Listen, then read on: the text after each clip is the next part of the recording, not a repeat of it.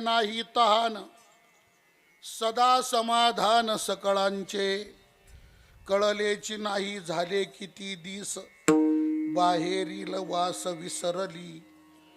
विसरू कामाचा तुका म्हणे झाला, उद्वेग राहिला यावे जावे. माझी वाणी तुझे वर्णी गुण नाम, आईशे देई प्रेम काही कळा. विठ्ठल विठ्ठल विठ्ठल विठ्ठल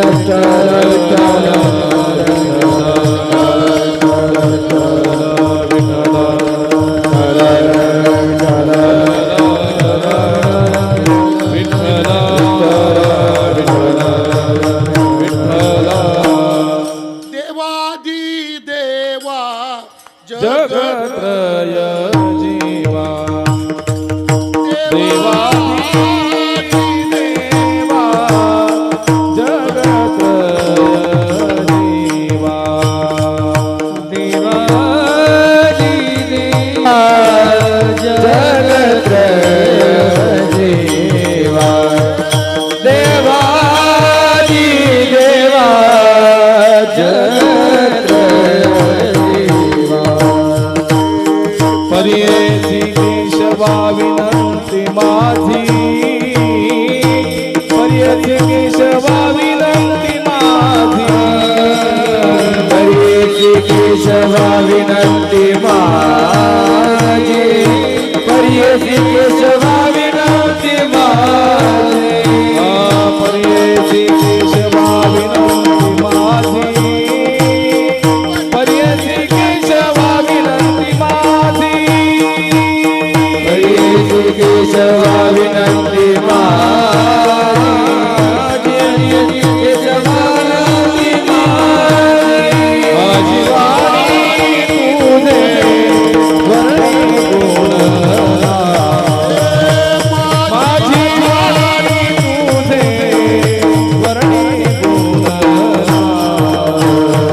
माझी वाणी तुझे वर्णी गुण नाम. माझी वाणी तुझे वर्णी गुण नाम.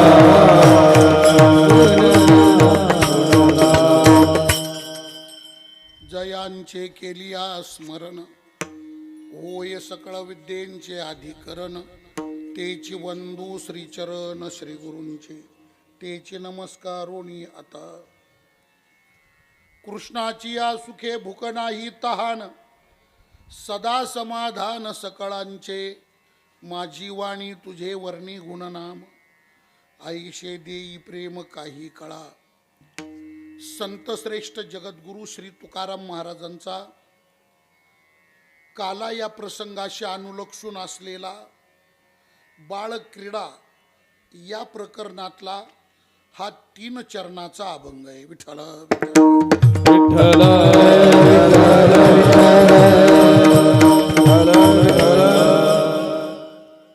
या अभंगामध्ये भगवान श्रीकृष्ण परमात्म्यांनी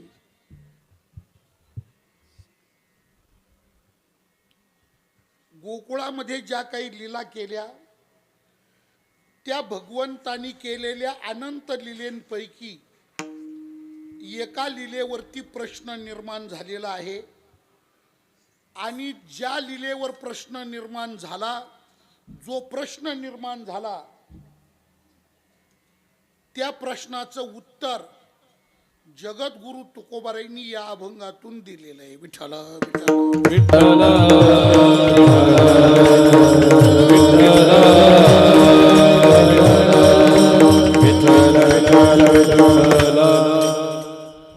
त्याच्या अनुषंगाने 2-3 मुद्दे चिंतन करण्याकरता असे पुढे येतात. ऐका, ज्या लीलेवर प्रश्न निर्माण झाला ती लीला नेमकी कोणती, हा पहिला प्रश्न. त्या लीलेवर जो प्रश्न निर्माण झाला तो प्रश्न नेमका काय आहे, प्रश्नाचं स्वरूप काय, म्हणजे प्रश्न काय आहे, हा दुसरा प्रश्न. आणि तुकाराम महाराजांनी त्या प्रश्नाचं या अभंगातून उत्तर दिलंय म्हणतात. तर तुकाराम महाराजांनी दिलेलं उत्तर नेमकं काय आहे, असे 3 मुद्दे चिंतन करण्याकरता पुढे येतात. लीला कोणती, प्रश्न काय आणि तुकोबारायांनी दिलेलं उत्तर नेमकं काय काय आहे. त्याच्यातला पहिलाच प्रश्न आहे का कोणत्या लिलेवर प्रश्न निर्माण झाला. आणि परत ऐका, हा पहिला प्रश्न का बरं आला बरं का. पहिला प्रश्न का निर्माण झाला तर त्याचं कारण आहे कृष्णाच्या लीला ह्याच मुळात अनंत आहे. बंदच करा त्याला, काय आवाज देत राहत काय. विठाला विठाला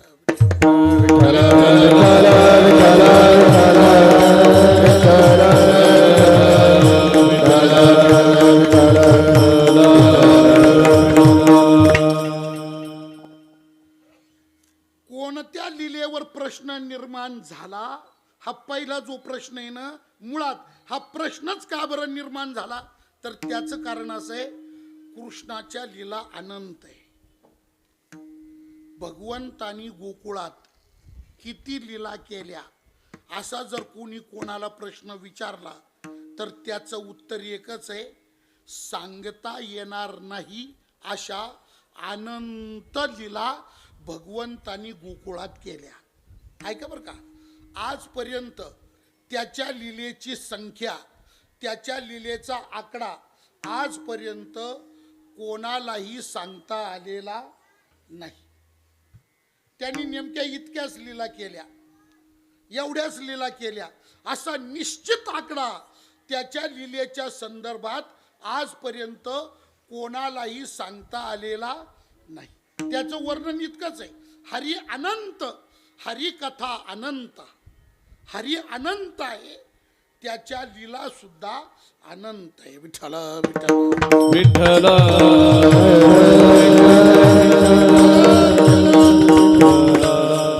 नामदेव महाराज काय म्हटले, नामदेवराय म्हणतात, अनंत म्हणती माझी या स्वामी ते, अनंत म्हणती माझी या स्वामी ते, आणि माझी या स्वामी ते अनंत का म्हणती तर त्याचं उत्तर आहे अनंत गुण त्यापे म्हणून या. अनंत गुण त्यापे, त्याचे गुण अनंत, त्याच्या लीला अनंत, त्याचे नाव अनंत, त्याचे रूप अनंत, त्याच्या कशाचाच अंत नाही. नामदेवरायाचाच अजून एक अभंग फार गोड आहे बघा. विठ्ठल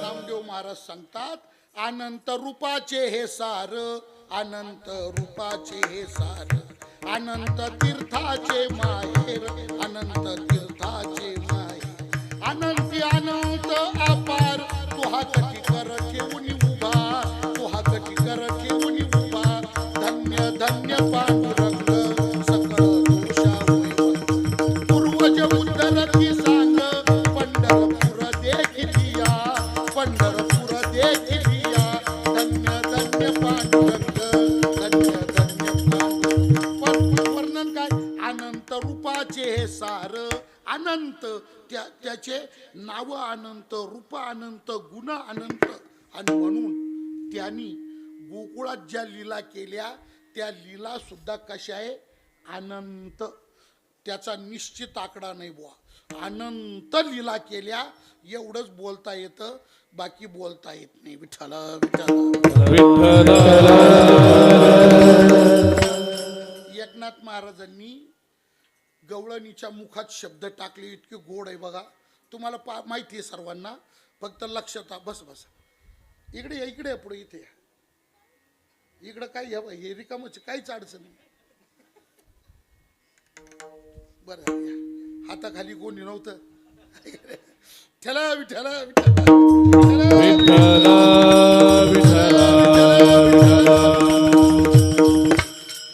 त्या गवळणी जेव्हा यशोदेला गारानं सांगण्याकरता आल्या, यशोदेने सर्वांचे गाराणे ऐकून घेतले आणि नंतर शेवटी यशोदा त्या गवळणींना काय म्हणाली ऐका. काय यशोदा गवळणींना म्हणाली, वाया हो, झालं का तुमचं, सांगून झालं का, आटोपलं का. ऐका ऐका, यशोदा त्या गवळणींना म्हणाली, बाया हो, झालं का तुमचं, सांगायचं संपलं का, आटोपलं का, उठू का मी आता. त्याच्यात यशोदेच्या बोलण्याचा एका गवळणीला राग आला. ती गवळण उठून उभी राहिली, ताडकन उठून उभी राहिली. आणि ती गवळण यशोदेवर चिडली, रागावली. ती यशोदेला म्हटली, यशोदे काय समजती ग स्वतःला? तू स्वतःला काय समजती? यशोदा म्हटली म्हणजे? ही म्हटली मी म्हणते तू स्वतःला काय समजती? ती म्हटली म्हणजे? नाही नाही समजती काय? यशोदा म्हटली बाई मोकळं बोला, नेमकं बोला. तुम्हाला काय म्हणायचंय ना नेमकं सांगा, नेमकं बोला. काय बोलायचंय तुम्हाला? ती गवळण यशोदेला म्हटली एक मिनिट ऐक. काय? तुझ्या मुलाच्या खोड्या आम्ही सांगितल्या, तू ऐकल्या आणि त्या संपल्या. एवढ्या मर्यादित तुझ्या मुलाच्या खोड्या नाही. मग ती गवळण म्हणती ऐक. नाथ महाराजांनी तिच्या मुखात शब्द टाकले. ती यशोदेला म्हणती नीट ऐक, सावध ऐक, लक्षपूर्वक ऐक, कान उघडे ठेवून ऐक. यशोदा म्हणती बोल ना. काय? तिने सांगितलं बाई तुझ्या मुलाच्या खोड्या सांगण्याकरता, वर्णन करण्याकरता पृथ्वीचा कागद केला, समुद्राची शाई केली, कल्पतरूची लेखणी केली. आणि हे वर्णन तरी सुद्धा तुझ्या मुलाच्या खोड्या पूर्ण वर्णन होऊ शकत नाही. अशा खोड्या. लाडका हा कानाबाई तुझा तुला गोड वाटे. लाडका हा कानाबाई तुझा तुला गोड वाटे.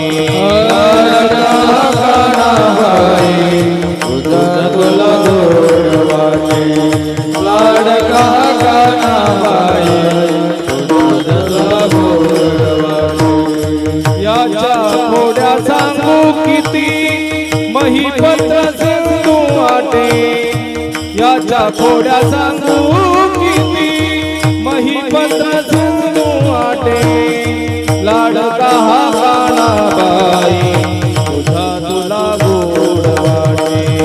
लाडका हा कानाबाई तुझा तुला गोड वाटे.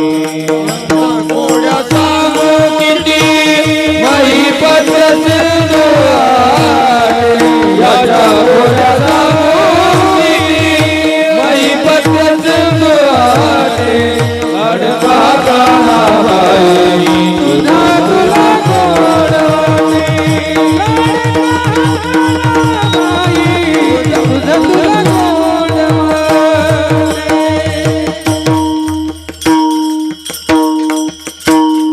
त्या गवळणीच्या मुखात नाथ महाराजांनी शब्द काय टाकले ऐका. काय बोलली ती? याच्या खोड्या सांगू किती. अगं काय विचारती? झालं का नावरलं का? काय करतो तू? हा? याच्या खोड्या सांगू किती महिपत्र सिंधू आटे. लाडका कानाबाई तुझा तुला गोड वाटे. लाडका कानाबाई कसं वर्णन ऐका. सगळ्या पृथ्वीचा केला कागद. कागद कागद कशाचा? सगळी पृथ्वीचा केला कागद. आणि त्या पृथ्वीच्या कागदावर लिहिण्याकरता शाई. आता तो एवढा मोठा कागद आहे. पृथ्वी संपूर्ण पृथ्वीचा जर कागद आहे तर तुम्ही सहज बसल्या बसल्या डोकं लावा शाई किती दौत लागल बुवा. शाईच्या दौतीने भागत असतं का? मग डायरेक्ट समुद्रातच काळा रंग टाकला, समुद्रच डवळला, समुद्रच काळा केला. समुद्रच केला काळा, समुद्राची केली शाई. ऐकत राहा. पृथ्वीचा कागद केला, समुद्राची शाई केली, कल्पतरूची लेखणी केली. कल्पतरू ऐका. कल्पतरू मृत्यू लोकामध्ये नाही. कल्पतरूचं झाड, कल्पतरूचा वृक्ष मृत्यू लोकामध्ये पाऊच नका इकडं तिकडं. का? कल्पतरू मृत्यू लोकामध्ये नाही. मग कल्पतरू कुठे? अमरावती म्हणजे नागपूरकडची नाही, इंद्राची राजधानी. कल्पतरू अमरपुरीत आहे, इंद्राच्या राजधानीत. त्या कल्पतरूची केली लेखणी. परत ऐका, पृथ्वीचा कागद केला, समुद्राची शाई केली, कल्पतरूच्या झाडाची लेखणी केली आणि अंगणवाडीची मास्तरीन लिहायला बसवली.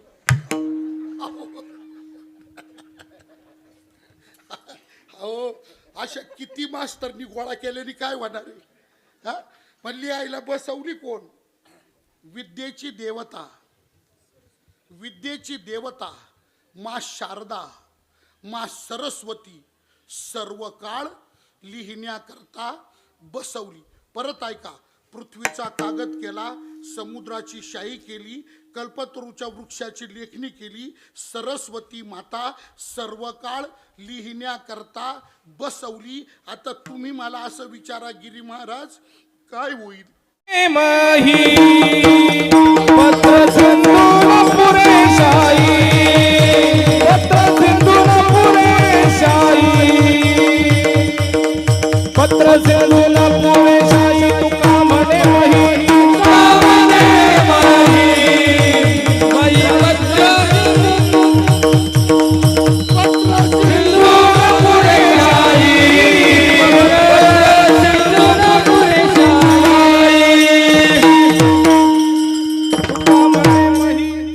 तुका म्हणे मही पत्र सिंधू न पुरे. फक्त हे चरण आहे ना, संधी करून म्हणावं लागतं.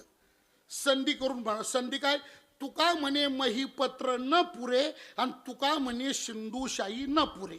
मही पत्र म्हणजे पृथ्वीचा कागद, याच्या खोड्या लिहायला पुरतच नाही आणि पृथ्वीचा कागद संपल्यावर पुरवणी आणता कुठून? लिहिता मही पत्र सिंधून पुरे शाही, लिहिता मही पत्र सिंधून पुरे शाही, लिहिता मही पत्र सिंधून पुरे शाही, लिहिता मही पत्र सिंधून पुरे शाही. ऐशयाच्या खोड्या किती म्हणून सांगू काही, ऐशयाच्या खोड्या किती म्हणून सांगू काही.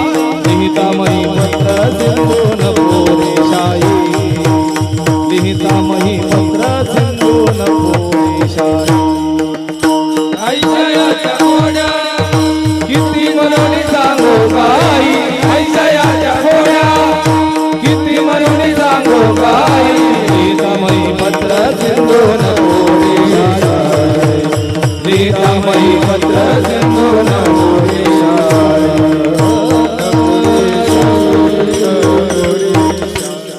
तिसरं प्रमाण आहे बघा. ऐशायाच्या खोड्या किती म्हणून सांगू काही, ऐशायाच्या खोड्या किती म्हणून सांगू काही. लिहिता मही पत्र सिंधू न पुरे शाही, लिहिता मही पत्र सिंधू. ऐका, याच्या खोड्या वर्णन करायला पृथ्वीचा कागद पुरत नाही, समुद्राची शाई पुरत नाही, कल्पतरूची लेखणी पुरत नाही, सरस्वतीचं लिहिणं पुरत नाही. बोलात शिवमहिम्न स्तोत्रामध्ये महेशाच्या गुणाबद्दल वर्णन करताना पुष्पदंत कवीनं जे शब्द वापरले ना, ते शब्द या प्रमाणांमध्ये आले बघा. पुष्पदंताचे शब्द काय? पुष्पदंताचे शब्द आहे आशितगिरी समांशात, कज्जलन सिंधू पात्रे, सुरतरुवर शाखा, लेखनी पत्र मुर्वी, लिखित यदि गृहीत्वा शारदा सार्वकालम, तदपि तव गुणानाम ईश पारम नयाती. हे जसं पुष्पदंताचे शब्द आहे. आशितगिरी समंशात, कज्जलन सिंधू पात्रे, सुरतरुवर शाखा, लेखनी पत्र मुर्वी, लिखित यदि गृहीत्वा शारदा सार्वकालम. पण ही पुरत नाही महाराज. मला तुम्हाला काय सांगायचंय, ज्याच्या खोड्या, ज्याच्या लीला वर्णन करण्याकरता पृथ्वीचा कागद अपुरा पडतो, समुद्राची शाई अपुरी पडते, कल्पतरूची लेखणी अपुरी पडते, सरस्वतीचं लिहिणं अपुरं पडतं, त्याच्या खोड्या किती म्हणून सांगायच्या. म्हणून भगवंतानी गोकुळात ज्या खोड्या केल्या त्या खोड्या आहे अनंत. आणि त्या अनंत लीलाईनं म्हणून प्रश्न निर्माण झाला का देवाच्या कोणत्या लीलेवर हा प्रश्न निर्माण झालेला आहे. ती लीला नेमकी कोणती, जिच्यावर प्रश्न निर्माण झाला ती लीला नेमकी कोणती. बरं काय असतं महाराज, आता तीच लीला नेमकी शोधून काढायची म्हणजे अवघड काम आहे, काम अवघड आहे. जेव्हा खूप मोठा पसारा असतो, वस्तूंचा ढिगारा खूप मोठा पसारा असतो आणि त्या पसाऱ्यातून आपल्याला लागणारी एखादी नेमकीच वस्तू काढायची, सोपं काम आहे का? काम सोपं आहे का? हा, नेमकीच. आता समजा कापडांचा ढिगारा आहे, असा ढिग आहे, नुसता ढिग आहे, आणि त्या ढिगातून तुम्हाला लागतं तेच कापड काढायचं, घातलं हातून काढलं कापड, असं होतं का? शक्य आहे का असं? अहो तो ढिगारा 100 वेळा उलटा पालटा करावा लागतो, तरी सुद्धा ते कापड लवकर डोळ्यापुढे येत नाही. म्हणजे असंख्य वस्तूतून नेमकी लागणारी एकच वस्तू निवडायची, तर ती निवडणं तसं अवघड आहे, निवडणं सोपं नाही. त्याच्या अनंत लिलेंमधून ज्या लिलेवर प्रश्न निर्माण झाला तीच लीला निवडायची, काम जिकरीच आहे, काम अवघड आहे. अरे पण ती लीला सापडायची कशी, मग ती लीला समोर यायची कशी, कोणती लीला? मग त्याच्याकरता संतांनी आपल्यावर एक उपकार करून ठेवलाय ना. काय उपकार? संतांनी काय केलंय, त्याच्या चरित्रातल्या अनंत लीलेंपैकी काही ठळक ठळक लीला गवळणीच्या अभंगात वर्णन करून ठेवल्या. संतांनी पण काय केलंय, सगळं वर्णन नाही, मग ठळक ठळक ठळक ठळक ठळक लक्षात येतं तुमच्या, ठळक टपकळ टपकळ. माझ्याकडे नका पाहू, सांगतो काय ते ऐका फक्त. ठळक ठळक ऐका नाही. टीव्हीवरच्या ठळक बातम्या माहिती ना तुम्हाला, का हवामानाचा अंदाज कसा राहतो, टीव्हीवर हवामानाचा अंदाज कसा राहतो. भारताचा जर असला तर दिल्ली, कलकत्ता, मद्रास, चेन्नई, मुंबई. हा, महाराष्ट्राचा असला हवामानाचा अंदाज मुंबई,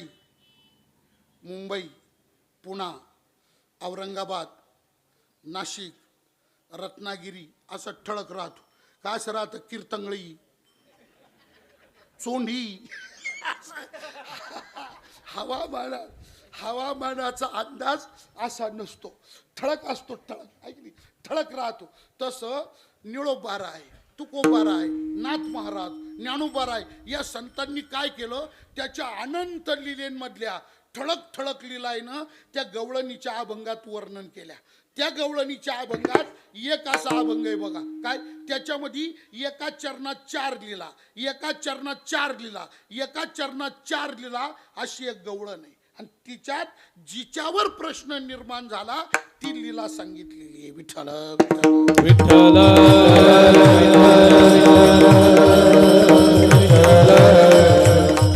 त्या गवळणीचं एका चरणात 4 लीला. कपट्या मामळ भटा दिले पिढे दान, सुशिली पुतना विषय पाजिताची स्तन, उखळी बांधिता उपटिले विमला अर्जुन, बक्षुनी मृत्यू का वदनी दाविली भुवनी. एका चरणात 4 लीला. कपट्या मामळ भटा दिले पिढे दान 1, शोषिली पुतना विष पाजिता स्तन 2, उखळी बांधिता उपटिले विमला अर्जुन 3, आणि भक्षुनी मृत्यू का वदनी दाविली भुवने वो 4. एका चरणात 4 लीला. ही जी गवळण आहे ना, या गवळणीच्या सुरुवातीचं चरण आहे, त्याच्यात सुरुवातीचीच लीला आहे जिच्यावर प्रश्न निर्माण झाला. कोणती लीला? गिरी गोवर्धन येणे उचलीला, गिरी गोवर्धन येणे उचलीला, गिरी गोवर्धन येणे उचलीला, गिरी गोवर्धन येणे उचलीला. कालिया महासर्पना थोडी आणीला, कालिया महासर्पना थोडी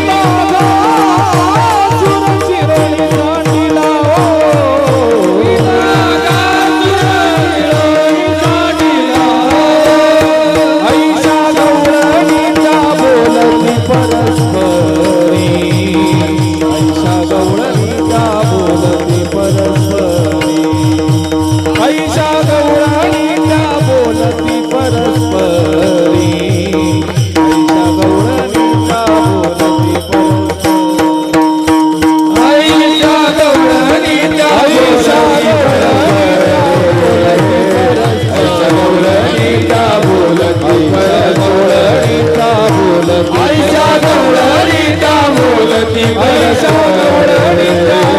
आईच्या गवळणीचा बोलती परगवळणीचा बोलती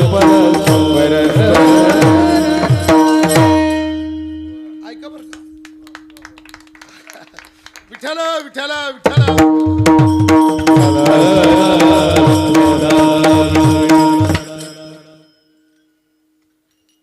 गिळिता आघासूर चिरोणी सांडिला एक जळत वनवावं मुखेची प्राशिला दोन कालिया महासर्प नाथोनी आणिला तीन आणि गिरी गोवर्धन येणे उचलिला ही जी लीला आहे ना गिरी गोवर्धन येणे उचलिला गिरी गोवर्धन येणे उचली येणे म्हणजे कृष्णे येणे म्हणजे कृष्णे कृष्णे म्हणजे कृष्णाने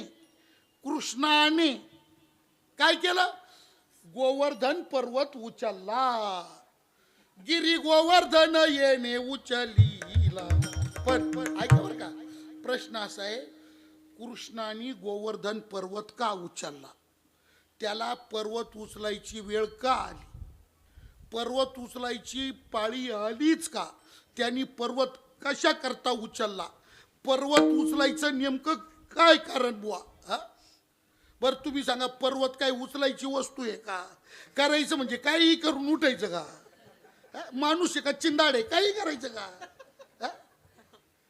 पर्वत त्यांनी का उचलला त्याला पर्वत उचलण्याची वेळ का आली मग त्याच्या पाठीमागे इतिहास आहे विठ्ठल विठ्ठल विठ्ठल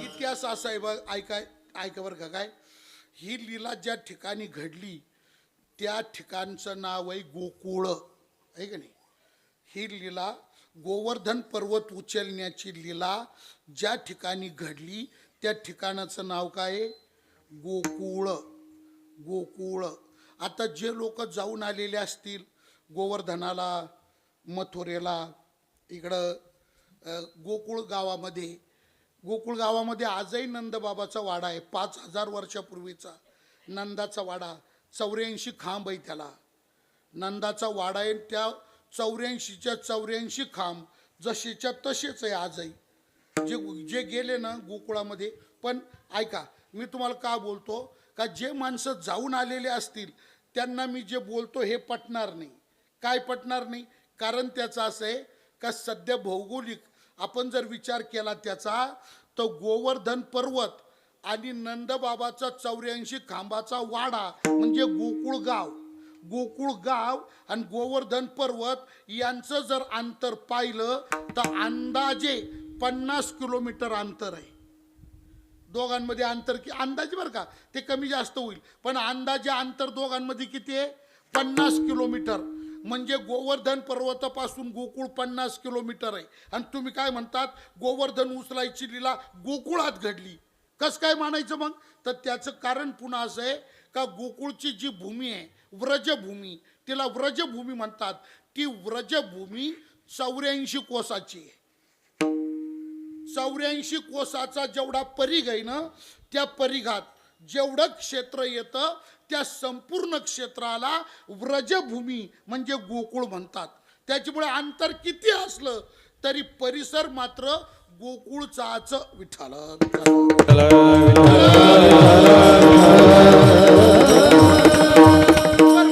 हे गोकुळ काय ऐका मी तुम्हाला काय सुरुवात केली ही लीला गोवर्धन धारणाची लीला जिथं घडली ते ठिकाण गोकुळ आहे गोकुळ म्हणजे काय गोकुळ शब्दामध्ये सुद्धा संधी करावा लागतो संधी असा होतो गो अधिक कुल बरोबर गोकुळ तर ते आपल्या काय होतं मुळात तो संस्कृत शब्द आहे हिंदी संस्कृत आहे मग तो ल आहे मराठीत आपण त्याचा ळ करून उच्चार करतो पण गोकुल आणि त्या लचा मराठीमध्ये ल होतो गोकुळ पण मुळात काय ते गो अधिक कुल बरोबर गोकुळ गो म्हणजे गाई गो म्हणजे गायी. आणि कुल शब्दाचा अर्थ आहे संस्कृतमध्ये समूह.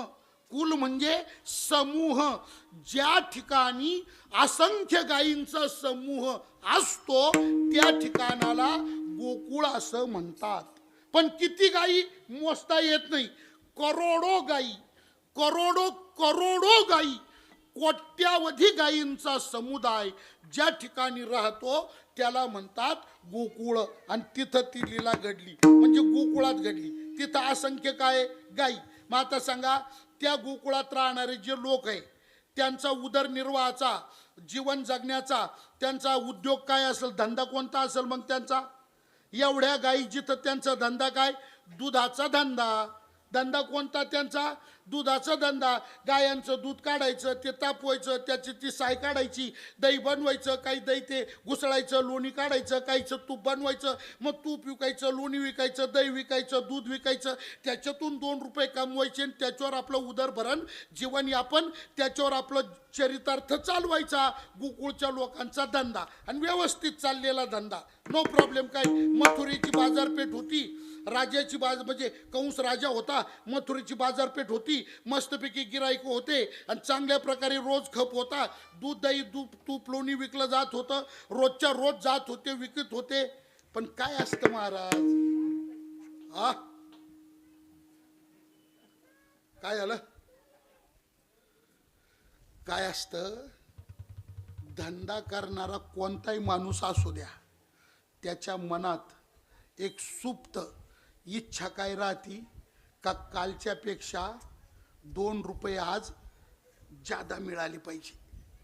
कालच्या पेक्षा 2 रुपये आज, धंदा कोणताही असू. येतं का नाही लक्षात तुमच्या? ध्यानात घ्यायचा चांगलं. धंदा कोणताही असू, धंदा कोणताही असू, मागच्या पेक्षा ह्यावेळी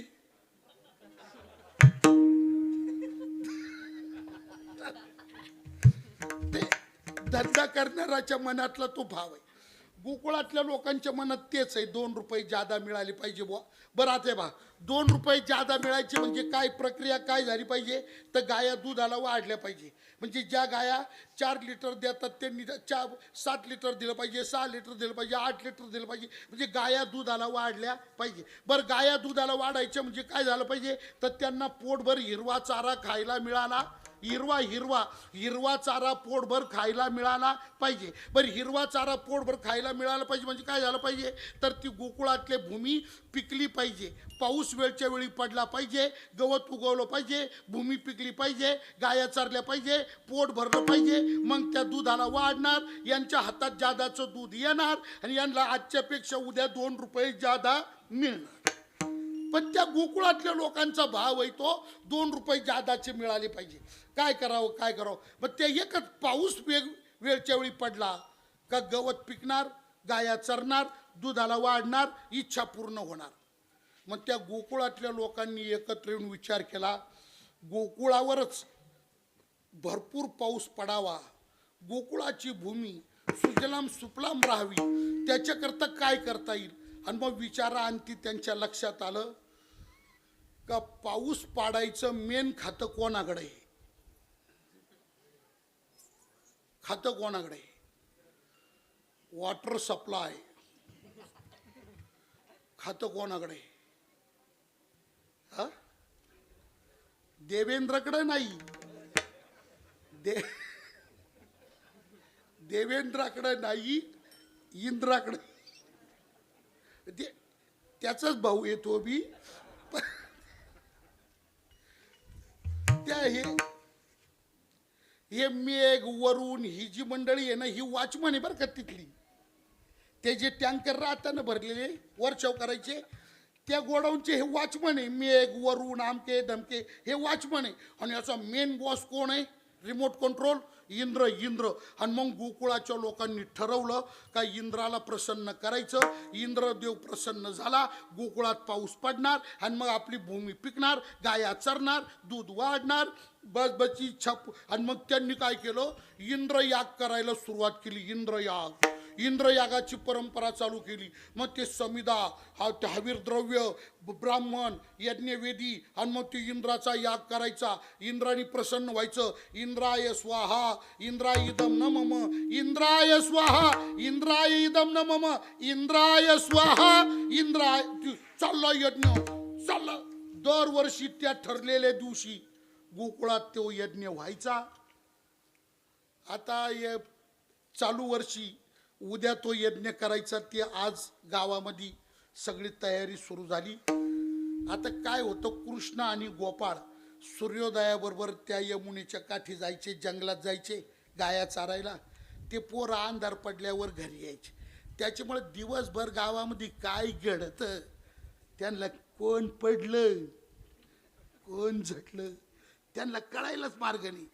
तेव्हा काही चॅटिंगही नसेल ना, होती काय, त्यांना कळतच नव्हतं काही. त्याच्यामुळे प्रश्न असा निर्माण व्हायचा, गावात काय चालतं. ते रात्रीच्या अंधार पडल्यावर गाया घेऊन आले. सगळं गोकुळ नटलेलं, सडा समार्जन केलेले, रांगोळ्या काढलेल्या, सगळ्यांच्या घरावर गुड्या उभारलेल्या, तोरणं लावलेले, सगळ्यांच्या घरातून तळणमळण असा वास येऊ राहिला. भगवान कृष्ण पोरांना घेऊन थबकला आणि देवानी विचारलं, आपल्या गावात काय रे आज? अय पेंद्या, एवढं सगळं आपलं गाव नटलंय, गावात नेमकं काय? तो पेंद्या कृष्णावर चिडला. ते होतही चाबरटच जरा. तो कृष्णाला म्हटला, कृष्ण काय विचारतो तू? तुला विचारायला तरी पटलं पाहिजे राव. कसं विचारतो तू? काय दिवसभर आम्ही कुठं होतो? तो म्हटलं माझ्या संग, आणि मग तुझ्या संग आम्ही, तुला नाही माहित आम्हाला काय माहित गावात काय? भगवान म्हटले, चिडू नको, एक काम करायला जाय ना पुढं चौकात, जाय ना तिकडं, कोणी भेटलं तर विचार ना त्यांना. म्हणून ते थोडं पुढं गेलं. तिकडं चौकात 2-4 म्हातारे होते. त्या म्हाताऱ्यांपैकी एकाला पेन देणे विचार, बाबा आपल्या गावात काय हे, का बरं गुड्या बिड्या हे सगळं काय सडा समज. त्या म्हाताऱ्याने पेन द्यायला ओळखलं, हे पलीकडच्या गल्लीतलं आहे. तो त्या पेन द्यायला म्हटलं, का रे तू आमक्याचं पोरगा ना? ल्या पलीकडच्या गल्लीत राहतो तू? ल्या आणि मग का रे ए काय 150 आण्या आम्हाला इथं विचारायला आला आपल्या गावात काय आहे? तू गावात राहतो का मसनात राहतो रे? पेंड्या म्हटलं, बाबा चिडू नका, चिडू नका, तुम्हाला माहित नाही का आम्ही गाय घेऊन जातो, सकाळी जातो, रात्री येतो. हा मग तो मात्र म्हटला, एक सांग. म्हटलं काय? आपल्या गावामध्ये उद्या इंद्रयाग आहे, इंद्रयागाची तयारी आहे. नंदबाबाच्या वाड्यावर मीटिंग चाललेली आहे, मंडप वगैरे दिलाय, यज्ञविधी तयार केली. उद्या यज्ञाची सुरुवात आहे. आणि मग तो पेंड्या पळतच आला, कृष्णा कृष्णा, ते काय इंद्रयाग, उद्या इंद्रयाग. कृष्णाने काय केलं, त्याच्या भोवती जेवढे पोर होते ना तेवढे पोर गोकुळात पाठवली. एक काम करा म्हटलं, काय सगळ्या घराघरात जा आणि जेवढे पोर असतील तेवढे गोळा करून आणा, सगळे आणा. आणि गोकुळातले झाडून झटकून सगळे पोरं त्या पोरांनी गोपाळांनी कृष्णापाशी गोळा करून आणले. कृष्णाने त्यांचा ब्रेन वॉश केला. असं भाषण ठोकलं महाराज पोरांच्या पुढं, असं भाषण ठोकलं त्यांनी. तो म्हटले, बाय हा इंद्रयाग आणि फिंद्रयाग आहे ना, आपल्याला करायची गरज नाही. पोरांनो, हा इंद्र आपला कोणी लागत नाही आणि आपण त्याची कोणीच लागत नाही. त्याची पूजा आणि त्याचा यज्ञ करायचा आपला काही सुद्धा संबंध नाही. आणि तुम्हाला खरं सांगतो, त्याची पूजा करावा एवढा तो लायकीचा पण नाही. कृष्ण म्हटला गोपाळांना, तोडलं, पोरांनो माझा ऐका, तो इंद्रिया लई इंद्रिया आहे, तो त्याची पूजा करावा एवढी त्याची लायकी नाही. पोरं म्हटले, कस? अरे तुम्ही जवळून पहा, त्याच्या गळ्यात माळ सुद्धा नाही. इंद्रियाच्या माळ नाही गळ्यात, त्याच्या कपाळाला गण नाही त्या इंद्राच्या. तो कधी वारीन फिरी हिडी, तो कधी पाहत कला केंद्रावर राहतो इंद्रिया. तुम्ही त्या इंद्राच्या दरबारात कोणत्या वेळी जा, त्याचा एकच प्रोग्राम, नाधिन धिन्ना नाधिन धिन्ना.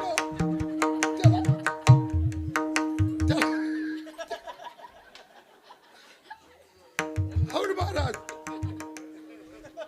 रंभा, तिलोत्तमा, उर्वशी, मेनका, त्या बाया, हा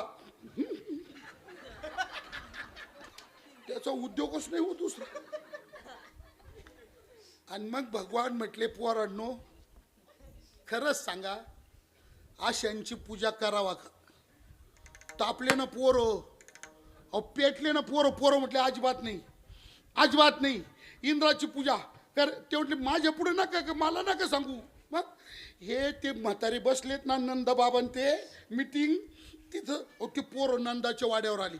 त्यांना सांगितलं बाबा ले काय उद्या इंद्राचा याग होणार नाही. म्हातारे सगळे बिचारले, तो काय बोलता काय बोल. ते आम्ही सांगतो उद्या इंद्राचा याग होणार नाही. म्हातारे म्हटले कारटो येडे होऊ नका, देव कोपला तर जगणं मुश्किल होईल. अरे जग शिल्लक नाही राहणार, काही येडेपणा करू नका. देव कोपला तर तो म्हटलं ते देवण पिवण काय असेल ते पाहून घेऊ. आम्ही एकच सांगतो इंद्राचा याग होणार नाही. म्हातारे म्हटले काय बोलतो तुम्ही, काय बोलतो तुम्ही, कळतं तुम्हाला. म्हातारे लई तापले. पण तुम्ही एक मिनिट ऐका, शेणा कोणाचा ऐकते का? शेणा शेणा अहो शेणा कोणाचा ऐक जिंदाबाद. शेवटी म्हातारे म्हटले वो तुम्हाला काय करायचं ते करा, मरा. आणि पोरांच्या ताब्यात सूत्र आले. पोरांनी तो दिलेला मंडप उपसला, यज्ञवेदी मोडली. तेवढ्या रात्री JCB फोकलँड गोवर्धनाच्या पायथ्याला जागा साफ केली. तिथं मंडप दिला, तिथं यज्ञविधी केली. तिथे समुद्र गावामध्ये सगळ्यांना भोंगा फिरवला. सकाळी 6 वाजता आपापल्या घरचं दही दूध तूप लोणी सगळं मडके गाडगे भरून सगळ्यांनी आपल्या आपल्या घागरी भरून गाड्या बिड्या भरून जेवायच्या भाकरी शिदोरी सोबत घेऊन सगळ्यांनी 6 वाजता निघायचंय. सगळ्यांनी कुलपा लावून निघायचंय आणि सगळ्यांनी गोवर्धनाची पूजा गोवर्धन याग करण्या. आणि मग दुसऱ्या दिवशी सगळं गोकुळ झाडून झटकून सूर्योदयाच्या बरोबर त्या गोवर्धनाच्या पायथ्याला आलं. सगळ्या गावाचं प्रतिनिधित्व घेऊन कृष्ण पुढं आला, हात जोडले, सांगितलं भगवंता गोवर्धना आमचं गाव तुझी पूजा करण्याकरता आलंय, तुला हवीरद्रव्य अर्पण करण्याकरता आलंय, प्रसन्न हो आणि एवढी पूजा स्वीकार कर. अशी विनंती देवानी केल्याबरोबर काड काड काड काड आवाज झाला.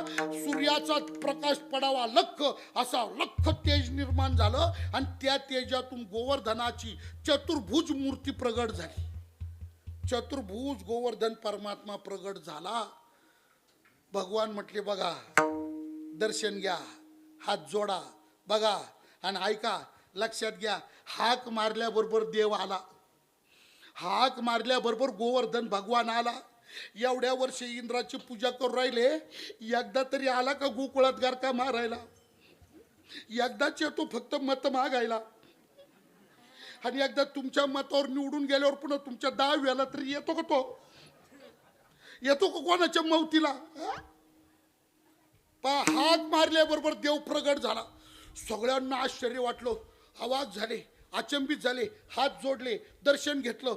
सगळ्यांना कृतार्थ वाटलं. सर्वांचं हवीर द्रव्य यज्ञ करण्याच्या ऐवजी प्रत्यक्ष देवाला दिलं. ते घेतलं, तेवढं प्राशन केलं. गोवर्धन भगवान तृप्त झाला, संतुष्ट झाला, सर्वांना आशीर्वाद दिले आणि भगवंताची आज्ञा घेऊन तो पुन्हा अंतर्धान झाला. मग देवानी सगळ्या गोकुळवासियांना घेऊन त्या गोवर्धन पर्वताची परिक्रमा केली. करता करता दुपार भरली, 12 वाजले, भुका लागल्या. मग म्हटलं आता ज्यांनी त्यांनी आपापल्या शिदोऱ्या सोडून खा. मग ज्यांनी त्यांनी झाडाखाली सावलीला कुटुंब मिळून आपापल्या शिदोऱ्या सोडल्या. सगळ्यांनी जेवण केले, जेवण सगळ्यांचे आटोपले. आता निघायचंच होतं, गावाकडे निघायचं. आता सकाळपासून आलेलो आहे, घरचे काम आहे, वावरातले काम आहे, आमकं आहे, ढमकं आहे, तमकं आहे, गाई आहे, गुरं आहे, चारा आहे, पाणी आहे, ते बरेच राडा होता. आता निघालंच पाहिजे. मग आता निघायचंच होतं. गप्पा टप्पा चालल्या होत्या. इकडं इंद्र त्याच्या काही पंटरांना घेऊन ऑफिसमध्ये बसला होता. आणि त्या इंद्राचे काय की लक्ष झालं तुम्ही का रे, काय गोकुळचा हप्ता यायचा दिवस आहे ना आज. बाकीचे पंटर म्हटले अरे मग दुपार भरली तरी गोकुळचा हप्ता का येईना, मग चौकशी करा. मग त्यांनी आग्नेला बोलवलं. आग्ने आला. म्हटले काय, अरे त्या गोकुळचा हप्ता का नाही आला, काय झालं काय? ते म्हणे साहेब त्यांनी पेटवलंच नाही. आग्ने काय म्हटला इंद्राला, साहेब त्यांनी पेटवलंच नाही. इंद्र म्हटलं म्हणजे? तो म्हटलं साहेब अहो त्यांनी पेटवलंच नाही. म्हणजे अहो त्यांनी पेटवलंच, शिलगावलंच नाही ना त्यांनी. म्हणजे काय? तो म्हणे साहेब त्यांनी पेटवलं तर मी तिथं प्रगट होईल ना. अहो त्यांनी काडीच नाही लावली, मी कसं काय तिथं जाईल? मला काय कळणार तिथं काय काय नाही. त्यांनी पेटवलंच नाही. आता मग म्हटले एक काम करा, आयोग नेमा. मग तो चौकशी आयोग नेमला. ते चौकशी आयोग आले. गोकुळातील सगळं गोकुळ सामसूम, सगळ्या घराला कड्या कुलप लावलेले, गोकुळामध्ये काळं कुत्र सुद्धा नाही, सगळं जिकडं तिकडं. आता आणि मग त्या पावलांचे ठसे पाहिले, त्याचा माग काढीत काढीत काढीत सगळे त्या गोवर्धनाच्या पायथ्याला आले. सुरुवातीला 10-5 पोरं उभे होते आणि ह्या इंद्राकडून आलेले 4 जण होते. त्यांनी विचार का हे गोकुळचे लोक का? गोकुळचे, आम्हीच गोकुळचे, सगळे गोकुळचे लोक. आणि बाई यांनी विचारलं तुम्ही कुठले? त्या येड्यांना काही माहिती नव्हतं. तेवढे आम्ही इंद्राच्या ऑफिसमधून आलो. इंद्राचं नाव काढलं, हे रात्रीच भडकवलेले होते. त्यांनी असे मारले, मोकार सुजवले, खूप मारले, बेदाम मारले. आणि त्यांना सांगितले एक काम करा, काय तुम्हाला जर जीव प्यारा असेल तर इथूनच मागं फिरा, पुढं जायचा प्रयत्न करू नका, नाही तर तुम्हाला जिवंत परत जाता येणार नाही. घाबरले, हाफिसला आले. ते म्हणे साहेब ते काय त्यांनी यज्ञ केलाच नाही. इंद्र म्हटला म्हणजे पुढचं आम्हाला विचारूच नका, तुमचे तुम्ही पाहून घ्या. आणि मग इंद्राला राग आला. त्यांनी सांगितलं त्यांनी इंद्राचा याग बंद केला, गोवर्धनाची यज्ञ केला, त्याची पूजा केली. इंद्राला राग आला आणि राग आल्याबरोबर इंद्राने रिंग फिरवली. लगेच फोन कोणाला? इंद्राने फोन केला मेघाला. मेघाला हाफिसला ये, असं लगेच तातडीने हाफिसला ये. मेघ हजर. जी साहेब एक काम कर, टँकर किती शिल्लक आहे? तुम्ही साहेब अजून सगळा स्टॉक तासाची. एक काम कर, ठीक आहे, जेवढे स्टॉक शिल्लक असेल टँकर, तेवढेच्या तेवढे टँकर घेऊन जायचे आणि गोकुळावर उभरून द्यायचे. आणि 1 मिनिट ऐक, प्रामाणिकपणे काम करायचं, करप्टेडपणा करायचा नाही. ऐक, नीट काम करायचं. काम फत्ते झाला का रिपोर्टिंगला ऑफिसला यायचं. काम व्यवस्थित करायचं, करप्टेडपणा करायचा नाही. काय करू? नकाशावरून गोकुळ हे नाव पुसून टाकायचं, गोकुळाचं नामो निशान मिटून टाकायचं. त्या गोकुळात मुंगी सुद्धा जिवंत राहता कामा नये याची दक्षता घ्यायची. इंद्रानी मेघाला आज्ञा केली. गोकुळीचा ठाव उरोणे गोकुळीचा ठाव उरोणे गोकुळीचा ठाव उरोणे गोकुळीचा ठाव उरोणे तातडीने गोकुळीचा ठाव उरोणे गोकुळीचा ठाव उरोणे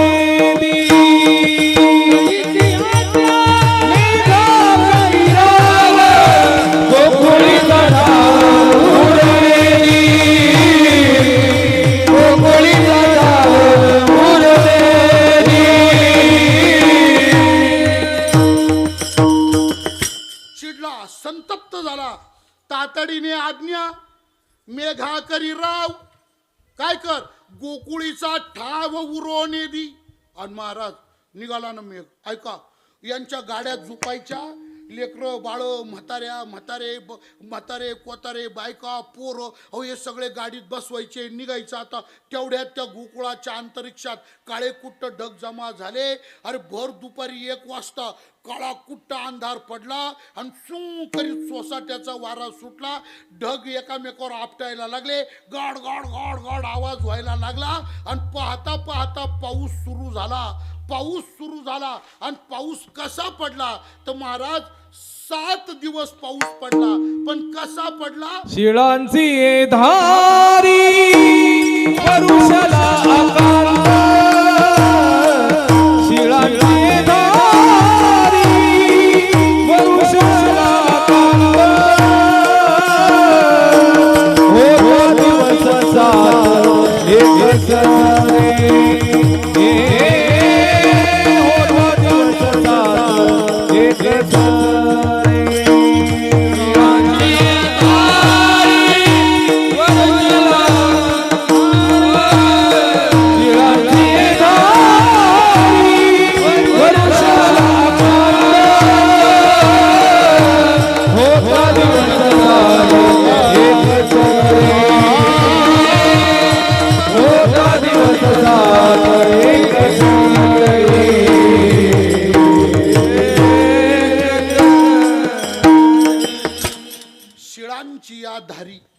वरुषाला शिळाधारी पाऊस कसा पडला त्या बर्फाच्या गाराने शिळा शिळा शिळा लक्षात येईल शिळा शिळा शिळा शिळा म्हणजे ताज्याच्या विरुद्ध नाही बरं का दगडांमधला प्रकार आहे तो शिळा शिळा शिळा कशी राहती केवढी राहती शिळा एव्हा एक मिनिट ऐका दगड वेगळा ऐका बरं का प्रकार त्याच्यातले दगड वेगळा गोलटी वेगळी चीप वेगळी चिरा चौकोनी वेगळा अष्टकोनी षटकोनी वेगळा हे दगडांमधले प्रकार त्याच्यामध्ये शिळा नावाचा एक दगड आहे शिळा शिळा म्हणजे कशी राहती आगड माझ्याकडे नका पाहू अहो, काय सांगतो ते ऐका शिळा कशी राहती आगड बंब म्हणजे आडवी तिडवी फुटलेली तिला आकार मकार काही नसतो नुसती आगड बंब अशी दगड त्या दगडाला तुम्ही इकडं ओंकारेश्वरच्या बाजूला इकडं प्रवास केला ना तुम्ही एकदा इंदोरच्या पुढं असं वगैरे प्रवास केला ना उज्जैनकडं तर तुम्ही पहा तिकडं ते डोंगराचा जो भाग आहे ना तर त्या डोंगराच्या भागाकडे तुम्ही पहा रस्त्याच्या कडेला आपल्या घराने एवढाले दगड आहे दगड केवढाले आपले जेवढाले बंगले आहेत ना रोडच्या कडेला तेवढाले दगड पडलेले तिचं नाव काय आहे शिळा शिळा आगडबंब राहती तिचा आकारमान सांगता येत नाही आणि असा पाऊस पडला शिळांची आधारी वरुषाला आकांत आणि किती दिवस पडला होता दिवस 7 एक सरी 7 दिवस पडला आणि महाराज जेव्हा त्या शिळांचा मारा लागायला लागला गाया चौखरी उधळायला लागल्या वासर चौखरी उधळायला लागले हमरायला लागले जीवाच्या आकांताने पळायला लागले लेकरं बाळ म्हाताऱ्या कोताऱ्या म्हातारे माणसं सगळे हवालदिल झाले आता काय करायचं नंदबाबाकडे आले बाबा देव कोपला आता जगत नाही कोणी बाबा आता नंदबाबा सगळेजण कृष्णाकडे आले कार्ट्या कृष्णा तुझ्यामुळं घडलं ये तू सगळं बिघडवलंय देवाचा कोप झाला बोल कृष्णा आता काय करायचं भगवान म्हटले थांबा 1 मिनिट ऐका काय आता जर तुम्हाला हे बाय मरायचं नसल तुम्हाला जर मरायचं नसल आणि जगायचं असल तर एकच उपाय कोणता म्हटले गोवर्धन पर्वत उचलू आणि त्याच्या खाली उभं राहू काय म्हातारी चाट झाले हसोनी गोपाळ करीती नवल हसोनी गोपाळ करीती नवल हसोनी गोपाळ करीती नवल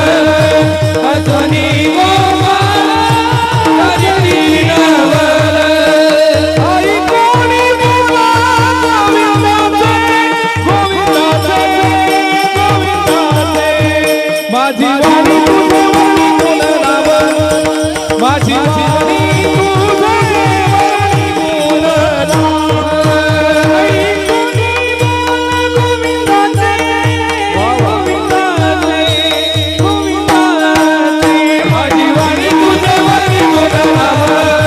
माझी वाणी माझी वाणी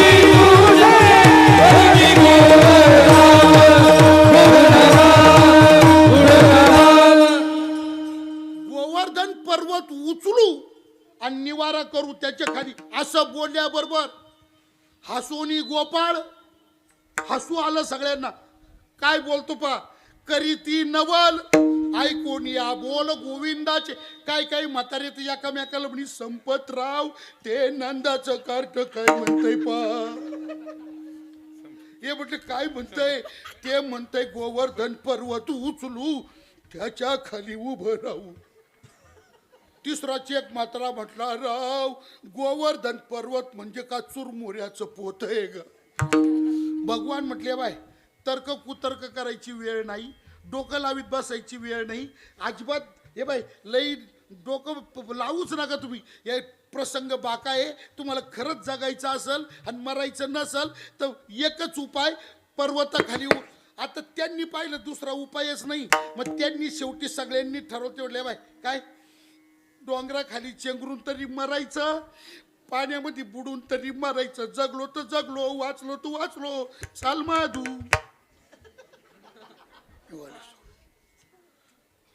धोत्राचे आचेकचे खवले बाया माग सारल्या हा.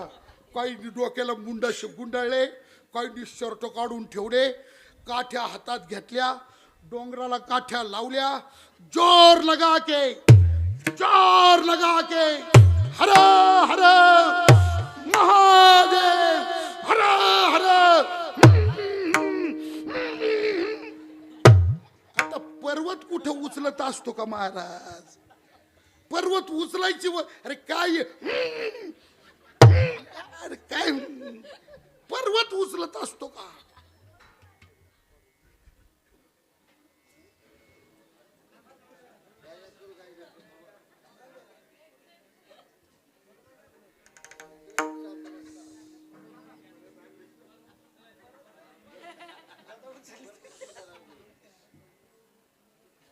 थोडं बसा या. इकडं तिकडं करण्यातच कीर्तन जाईल. तुम्हाला उद्या विचारलं काय होतो की चला विठ्ठल.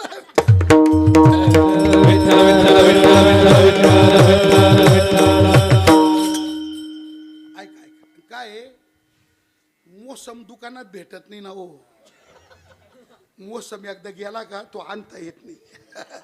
ठेला विठ्ठल.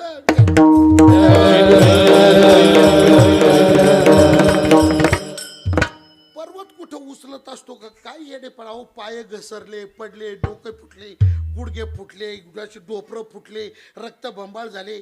पण असं का झालं? ऐका असं का ऐ बोला काय पाहिजे तुला? बस बस मांडी घाल घाल मांडी. हा असं का झालं तर याचं तुकाराम महाराजांनी इथंच बाळक्रीडेचे अभंग चालले ना आपले, त्याच्यात एका अभंगात महाराजांनी कारण फार गोड सांगितलं बघा. काय?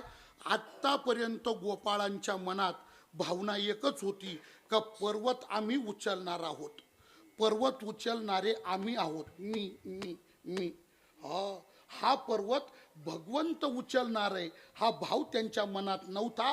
पर्वत उचलणारे आम्ही आहो हा अहंकार होता. आणि त्याच्यामुळं देव जवळ होता पण त्यांना कळाला नाही.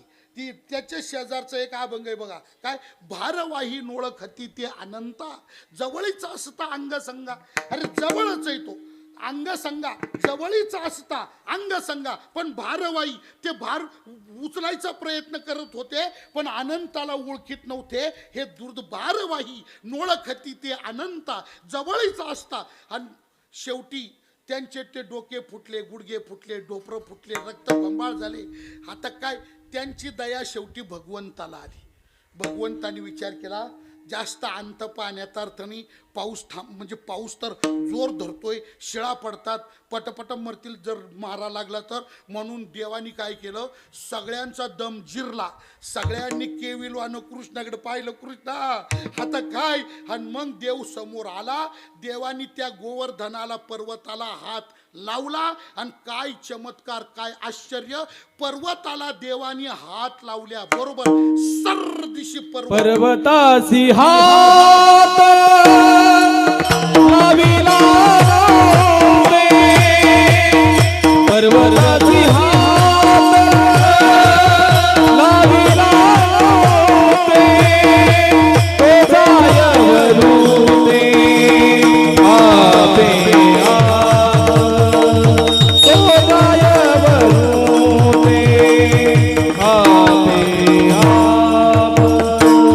पर्वतासी हात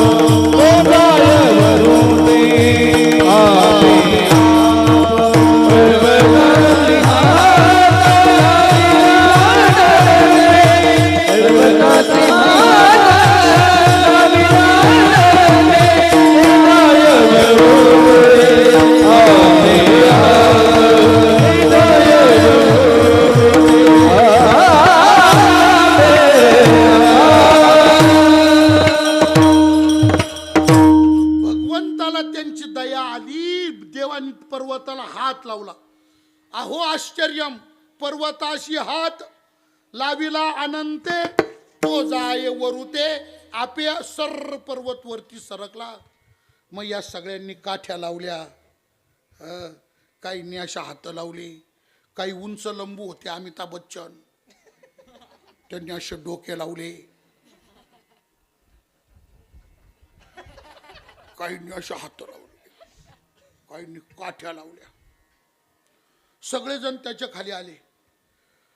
लेकरं बाळ बाया माणसं म्हातारे कोतारे सगळे आले, गाया वासर सगळे आले. सगळ्यांना निवारा मिळाला. ऐका बरं का, काय पाऊस किती दिवस चालला?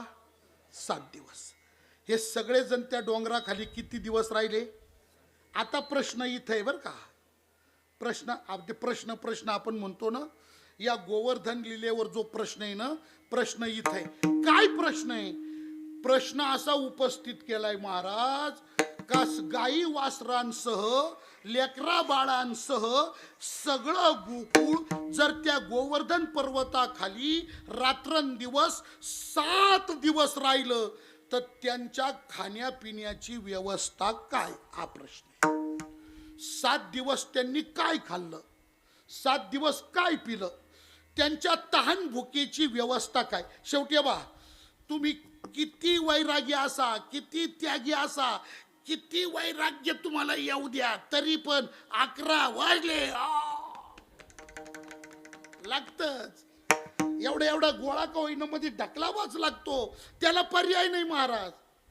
निसर्गदत्त अन्नमय प्राण आहे, आणि प्राण अन्नमय असल्यामुळं तहान आणि भूक ही प्राणाच्या उर्मीच आहे, त्या थांबवता येत नाही, कोणालाच थांबवता येत नाही. महाराज 7 दिवस सगळेजण जर त्या डोंगराखाली राहिले तर 7 दिवस त्यांच्या खाण्यापिण्याची व्यवस्था काय, त्यांच्या तहान भुकेची व्यवस्था काय? हा प्रश्न आहे. उत्तर दिलंय तुकाराम महाराजांनी. काय उत्तर दिलं? तुकाराम महाराज म्हटले, माझ्याकडे बघा, इकडे बघा. ले काय तुमचा प्रश्न काय? 7 दिवस त्यांनी काय खाल्लं, 7 दिवस काय पिले, ताण भुकेचं काय व्यवस्था केली? बरं ते आता पर्वत म्हणजे जंगल आहे ते, तिकडं काय ढाबा डुबा आहे का? तिकडं काय असणार आहे महाराज? मग काय व्यवस्था काय तिकडं? काय केलं 7 दिवस?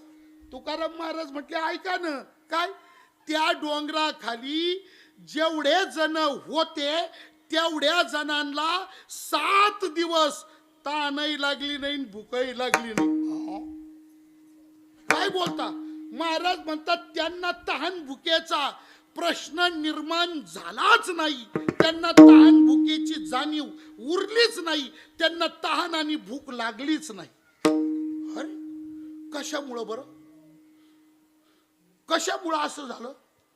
त्यांना तहान भुकेची जाणीव राहिली नाही, तहान भूक लागली कळालंच नाही. हे कशामुळं झालं? तुकोबाराय अभंगाच्या पहिल्याच्या. कृष्णाची सुखे भूक नाही तहान, कृष्णाची सुखे भूक नाही तहान, कृष्णाची सुखे भूक नाही तहान, कृष्णाची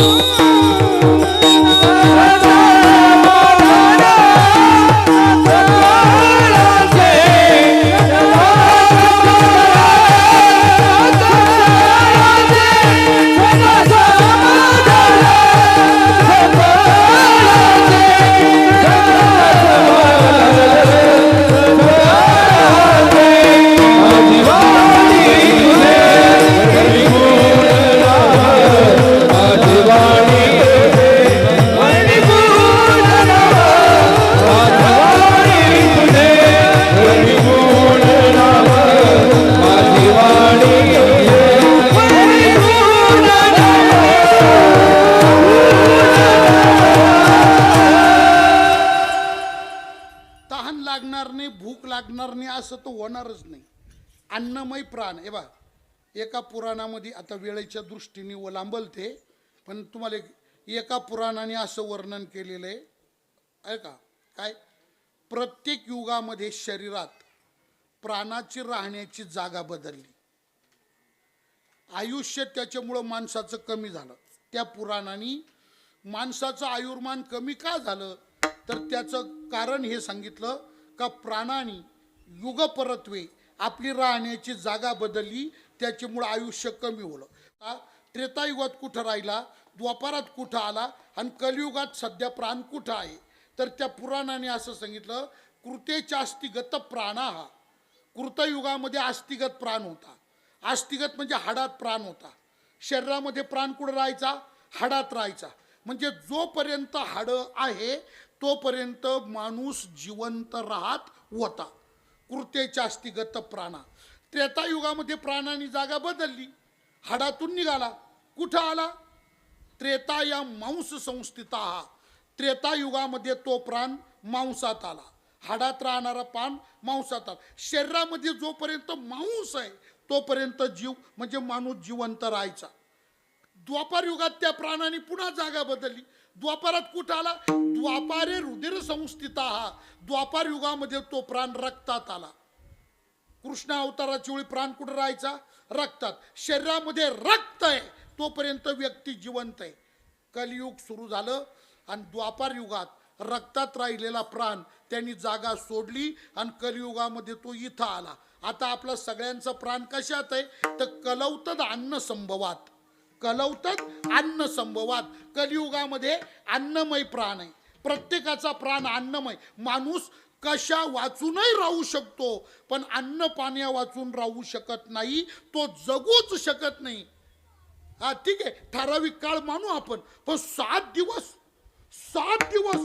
ताणही नाही भूकही नाही. हा, अरे भूक लागल्यावर माणसाला काही सुधरत नाही राव.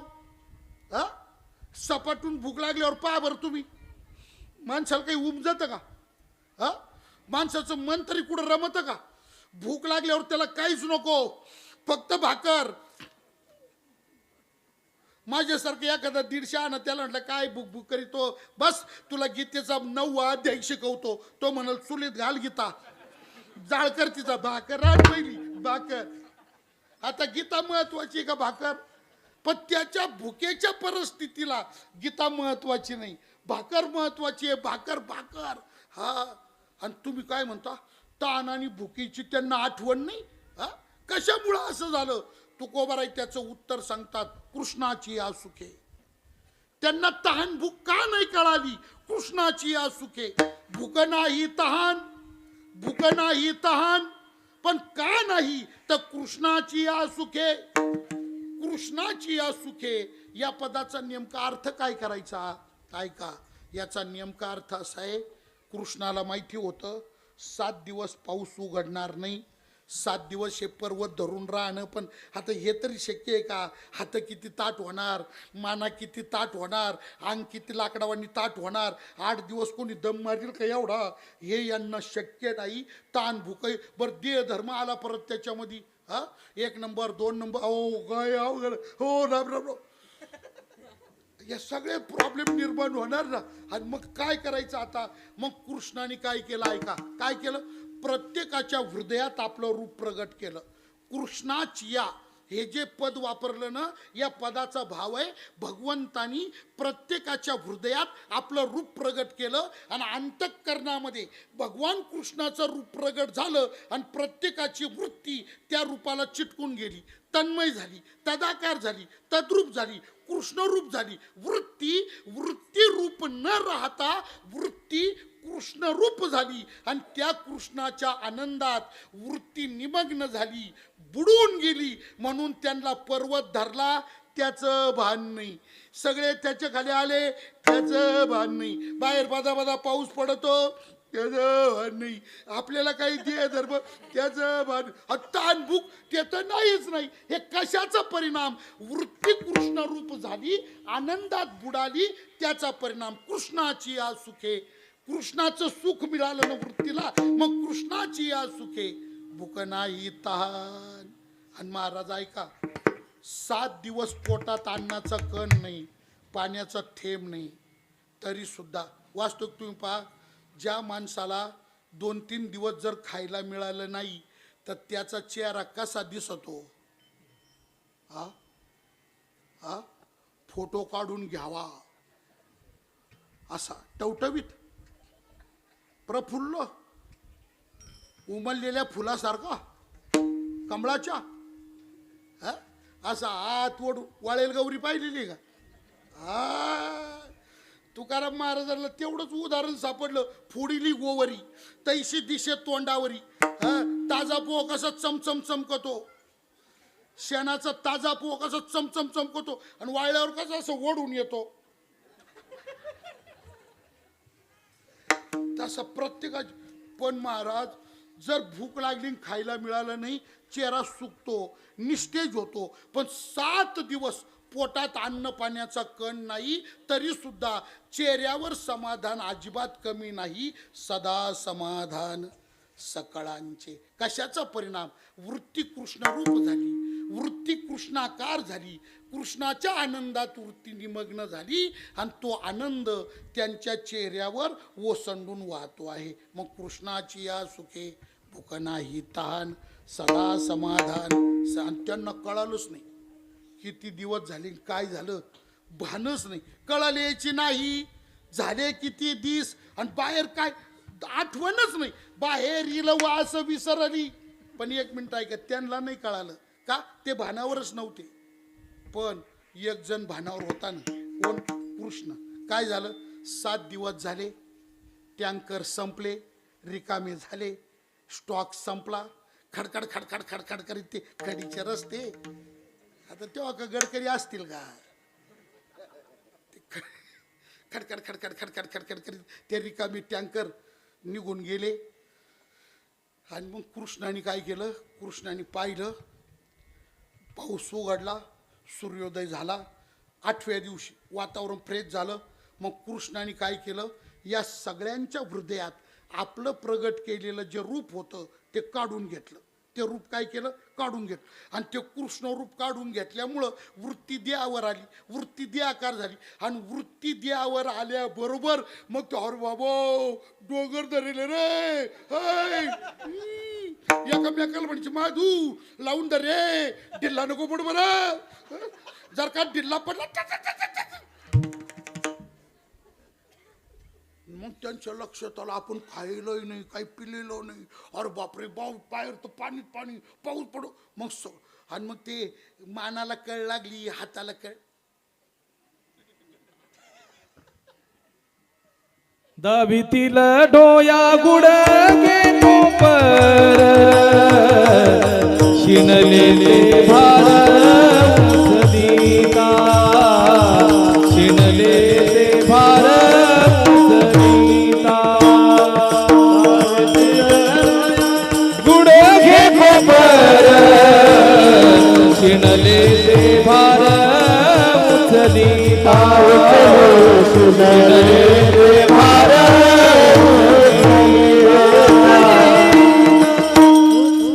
डोके कोपरं फुटलेलं. आणि तेवढ्यात बघा कृष्णाने काय केलं? फक्त असं बोट लावलं. कृष्णाने फक्त बोट लावलं, ते डाव्या हाताचं बारीक. त्याच्यात एक जणांनी शेजाऱ्याला म्हटला, तोंड लाव ते नंदाचं कार्ट आत्रा भय इबलीस आहे, ते काडीनीचं औषध लावी ते मोकळं होते. राहिलासी डोळा चुकवणी, राहिलासी डोळा चुकवणी, राहिलासी डोळा चुकवणी, राहिलासी डोळा चुकवणी. भार आमावरी घालणी राणा, भार आमावरी घालणी राणा, भार आमावरी घालणी राणा,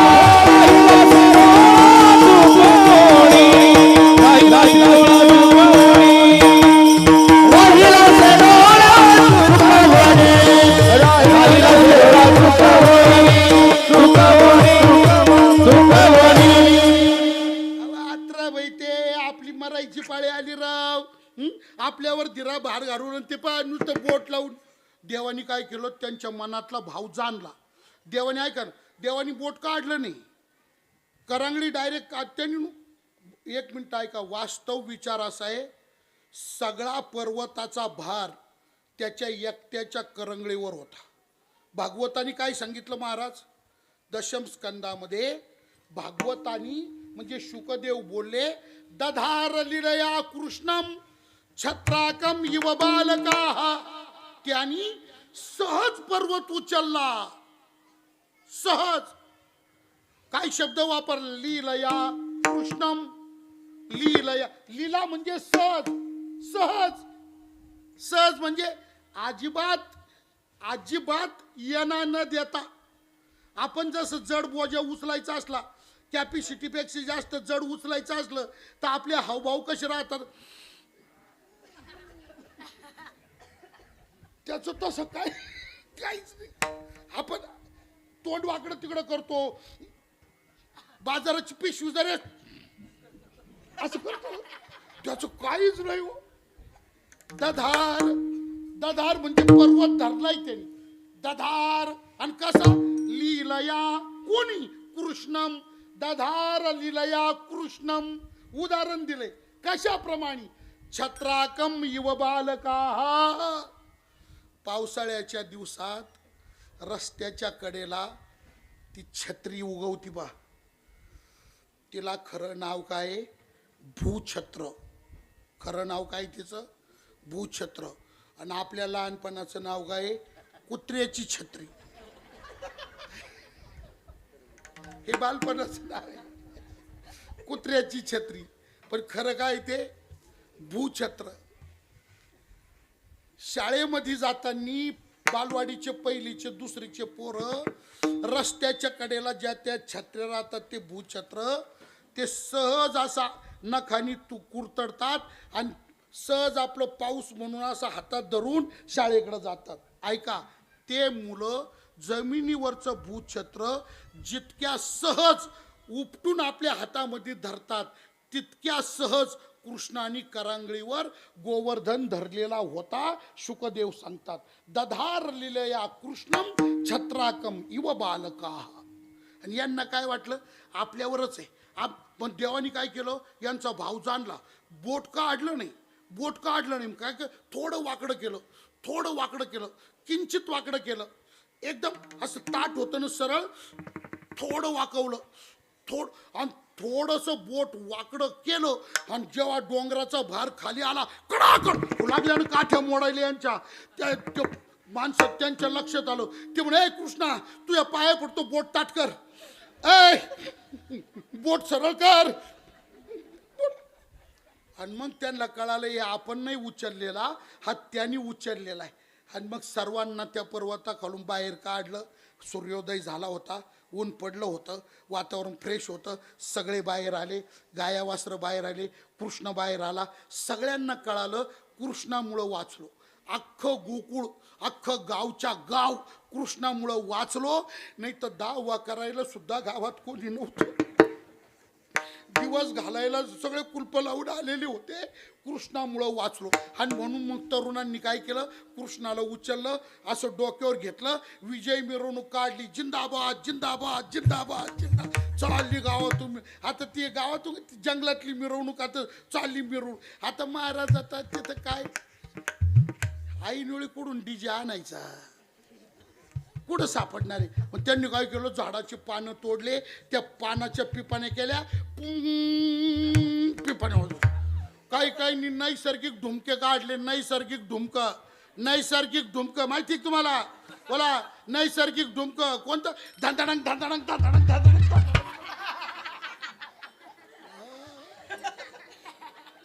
थांबा, अभंग आहे म्हणून मी डेअरिंग केलं.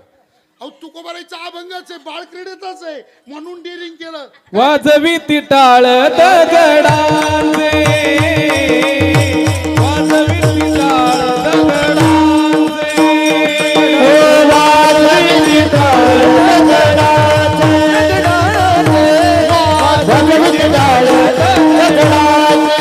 आपुलीच ती करोनी मांडळ, वाजवी टाळ दगडांचे. वाजवी टाळ दगडांचे, आपुलीच ती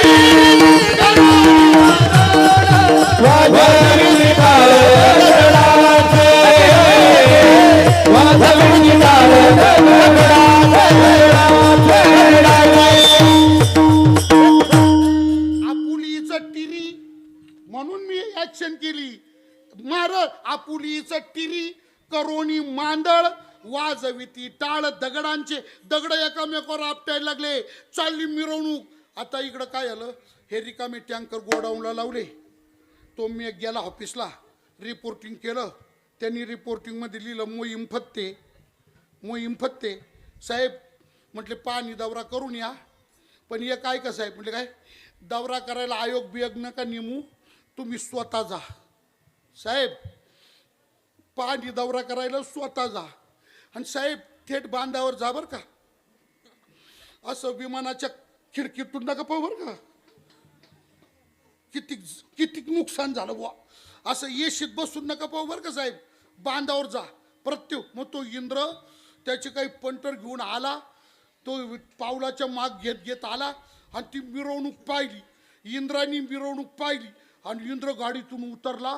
पाहिल्याबरोबर त्यांनी ओळखलं, कृष्णाला पाहिलं आणि पाहिल्याबरोबर त्या इंद्राने ओळखलं. इंद्र म्हटलं अरे बाप रे बाप. म्हटलं काय, हा तर आपला बाप आहे. त्याच्या मग लक्षात आलं हा तर आपला बाप आहे. आणि मग इंद्राच्या लक्षात आलं याच्याकडून आपण हप्ता घ्यायचा नसतो, आपण दुसरीकडे गोळा करून याला आणून द्यायचा असतो. त्याच्या मग लक्षात आलं ते. आणि मग तो इंद्र शरण आला, पुन्हा स्वर्गात गेला. कपिला गाईचं नंदिनी गाईचं दूध घेऊन आला. त्यांनी भगवंताचा अभिषेक केला.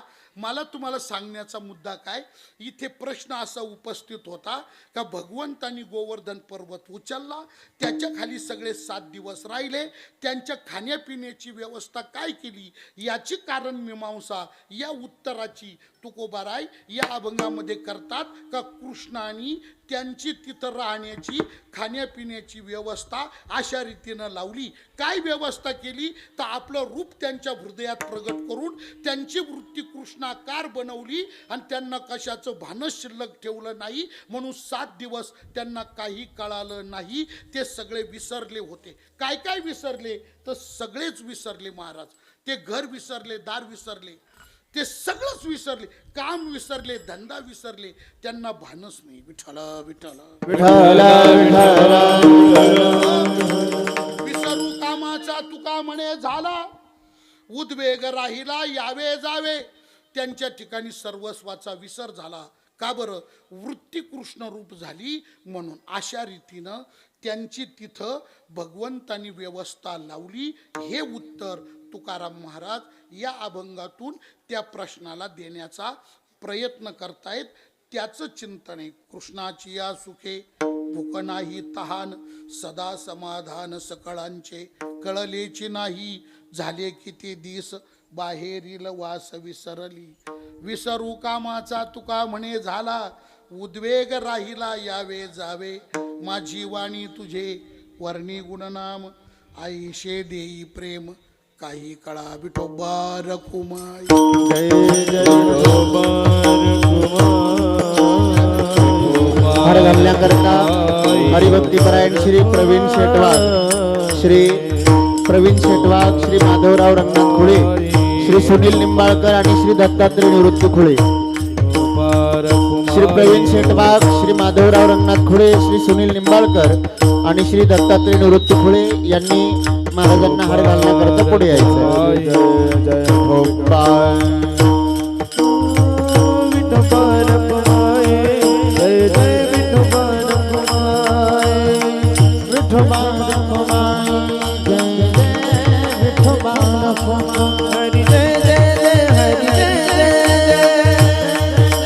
हरी जय हरी जय हरी जय हरी जय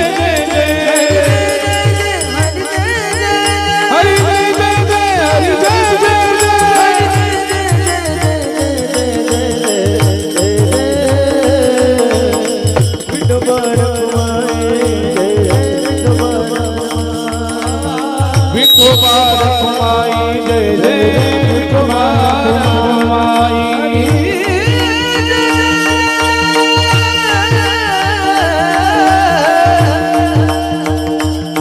हरी हरी हरी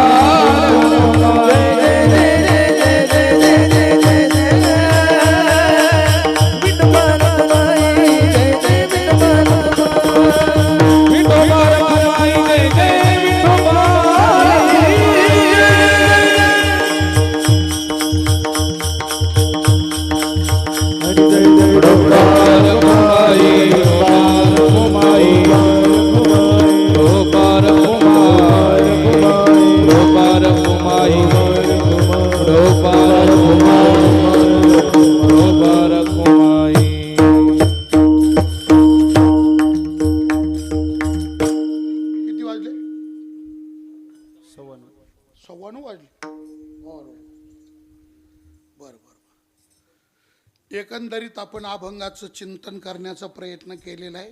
पुढचा सगळा भाग नेहमी ऐकून जवळजवळ सर्वांच्या माहितीतच आहे, म्हणून आपण अभंगावर चिंतन करण्याचा प्रयत्न केलेला आहे. वेळ संपलेला आहे आपला. आपल्या नियमाप्रमाणे अधिक मासाच्या पर्व काळाचं औचित्य साधून या ठिकाणी हा कार्यक्रम नियमाप्रमाणे संपन्न झालेला आहे. स्वानंद सुखनिवासी ब्रह्मलीन प्रातस्मरणीय सद्गुरू योगीराज तुकाराम बाबा खेडलेकर, वैकुंठवासी परमपूजनीय परमश्रद्धेय परम आदरणीय गुरुवर्य श्री हरिभक्तीपरायण एकनाथजी महाराज देवपूरकर आणि परम आदरणीय पितृतुल्य वैकुंठवासी परमपूज्य श्री हरिभक्तीपरायण सीताराम शेठ विश्वनाथ शेठ भुसे उर्फ अण्णा या सर्वांचा कृपा आशीर्वाद, त्याचबरोबर वैकुंठवासी श्री हरिभक्तीपरायण देवीदास शेठ सीताराम शेठ भुसे यांची सत्प्रेरणा, त्यांचंच प्राप्त असलेलं अनमूल्य मार्गदर्शन आणि आता त्यांच्या पश्चात त्यांच्याच पावलावरती पाऊल ठेवून तंतोतंत आपलं जीवन क्रमण करणारे आदरणीय श्री हरिभक्तीपरायण आपले मुकुंद शेठ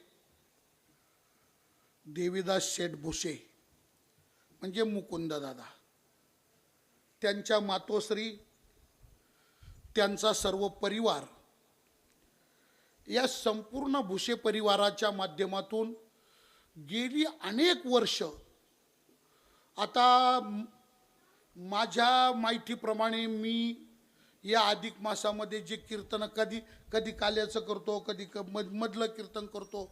मागच्या अधिक मासामध्ये आम्हाला पंढरपूरला पांडुरंगाच्या मंदिरात आमची भागवत कथा होती, त्याच्यामुळे आम्हाला वेळ नव्हता. मग आम्ही पहिल्याच दिवशी कीर्तन करून गेलो. मागच्या वर्षी पाऊस चालू होता, मागच्या अधिकात आहे की नाही, तो अधिक मास, तर आपण त्या मंदिरात कीर्तन केलं. त्या मंदिरामध्ये आपण बाहेर पाऊस चालू होता. पहिल्याच दिवसाचं कीर्तन पुराण प्रसिद्ध सीमा, नाम तारक महिमा, मागे जाळी महादोष, पुढे नाही गर्भवास, या अभंगाचं चिंतन आपण त्या मंदिरात केलं. तिथं असा भाग आहे. तर म्हणजे माझ्या माहितीप्रमाणे कमीत कमी मला 30-35 वर्ष या कार्यक्रमात झाले. माझ्या अगोदर आमच्या बाबांनी केले. बाबांनी किती वर्ष केले, त्यांनी आयुष्यभर केलं. आणि त्यांच्या पश्चात मग मी यायला लागलो या अधिक मासाच्या कार्यक्रमामध्ये. असा हा पिढ्यानपिढ्या चालत आलेला कार्यक्रम आहे. मोठा योग आहे बघा हा. काय, जसं त्या श्रीमद भागवतामध्ये नेमी राजाचा वंश सांगितला. नेमी राजाचा 50 पिढ्या ब्रह्मज्ञानी, 50 पिढ्या सगळे ब्रह्मज्ञानीच, सगळे ब्रह्मज्ञानी. तो मेला त्याचं पोरग ब्रह्मज्ञानी, तो मेला त्याचं पोरग ब्रह्मज्ञानी, तो मेला त्याचं पोरग ब्रह्मज्ञानी. तसं या ठिकाणी सीताराम शेठ त्यांनी सगळं आयुष्य भजन सेवेमध्ये वेचलं. या जागेवर जुन्या घरात एकनाथ बाबा देवपूरकर, रामगीर बाबा वावीकर, देवराम बाबा वडगावकर, एकनाथ बाबा तारू खेडलेकर, ही मंडळी रात्र इथं भजन करायची. असा दिवस उगून जायचा. आम्ही लहान असायचो, शाळेमध्ये जायचो. त्या काळात आम्ही 2री 3री 4थीचा तो काळ आहे. आम्ही कधी ते भजनं पाहिले रात्र. आणि शेवटच्या काळामध्ये रामगिरी महाराज वारले. वावीला पुण्यतिथीचा उत्सव सुरू झाला. 2001, 2002, 2003, 2004 हे जे 4-5 वर्ष होते, सीताराम शेठ एकदम विकलांग होते, एकदम म्हणजे शरपंजरी होते. तरीसुद्धा वावीला त्यांना गाडीमध्ये घालून देवीदास शेठ तिथं आणायचे. आम्ही 2-3 जण उचलून त्यांना वट्यावरती खुर्चीत बसवायचो. खुर्चीत बसून ते पुण्यतिथीचा सोहळा पाहायचे, धन्य मानायचे आणि घरी यायचे. एवढं अपार प्रेम रामगिरी महाराज, एकनाथ महाराज, सीताराम शेठ यांनी एकामेकावरती ते प्रेम केलं. तेच प्रेम पुढच्या पिढीमध्ये परावर्तित झालं आणि ते प्रेम वैकुंठवाशी आमच्या अत्यंत हृदयस्थ असलेले हरिभक्तीपरायण आमचे देवीदास शेठ यांच्या आणि आमच्यामध्ये तो प्रेमभाव तयार झाला. या पंचक्रोशीत 10-20 किलोमीटर कुठेही कीर्तन असू द्या, देवीदास शेठ आणि वहिनी कीर्तनाला येणार म्हणजे येणारच, बस, बाकी बोलायचंच नाही. वावीला दोघं नवरा बायको, आता 25वा सप्ताह झाला कालचा. 25च्या 25 वर्ष देवीदास शेठ आणि वहिनी वावीला सप्ताहाला आले नाही असं 25 वर्षात एकही वर्ष नाही. त्यांनी सुद्धा सीताराम शेठ प्रमाणे वारकरी संप्रदाय निष्ठ आपण जीवन जगले. पुढे आम्हाला थोडासा प्रश्न निर्माण झाला होता. अचानक अकस्मात देवीदास शेठचं जाणं झालं आणि आता पुढे काय होणार. पण पुढे काय असतं, पिढीचं पुण्य वाया जात नाही. ते पुण्य उभंच राहत. आणि म्हणून बघा तुम्ही, आज या ठिकाणी सीताराम शेठ, देवीदास शेठ यांच्या पुण्याईनं आदरणीय हरिभक्तीपरायण मुकुंद शेठ यांनी समर्थपणे आपल्या आजोबांचा, वडिलांचा प्रापंचिक आणि पारमार्थिक दोनही वारसे समर्थपणे चालवलेले आहे की नाही.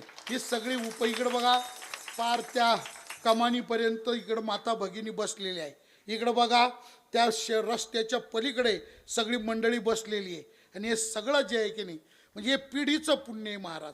त्यांचं सीताराम शेठजीचं पुण्य, देवीदास शेठजीचं पुण्य, आणि हे पुण्य आज मुकुंद शेठच्या पाठीमागे उभं आहे. आणि ते पुण्य मुकुंद शेठकडून हे सगळं कार्य करून घेत आहे. खूप आनंदाची गोष्ट आहे. म्हणजे प्रत्येक पिढीमध्ये भगवत भक्त जन्माला येणं, प्रत्येक असं होत नाही महाराज, असं होत नाही, अहो होतच नाही. लय आता म्हणजे बोलता येत नाही काही गोष्टी, पण लय मोठ्या लोकांच्या घरात पंचायत आहे का आपल्यानंतर पुढं काय. सध्या फार मोठमोठ्या लोकांच्या घरात पंचायत आहे, ते मुलं या प्रवाहात नाही. आणि तिसऱ्या पिढीमध्ये सुद्धा इतक्या समर्थपणे बरं, कोणाची नया पैशाच्या वर्गणीच्या अपेक्षा न करता वर्षभर आपल्या कुटुंबात जी काही कमाई होईल त्या कमाईतला काही भाग या धर्मकार्यामध्ये 3 वर्षातून तो बाजूला काढायचा आणि 3 वर्षातून या धर्मकार्यामध्ये तो खर्च करायचा.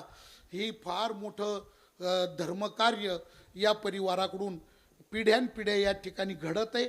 तिसऱ्या पिढीमध्ये हे कार्य चाललेलं आहे. आणि म्हणून या कार्याचं जेवढं कौतुक करावं तेवढं कौतुक थोडं आहे.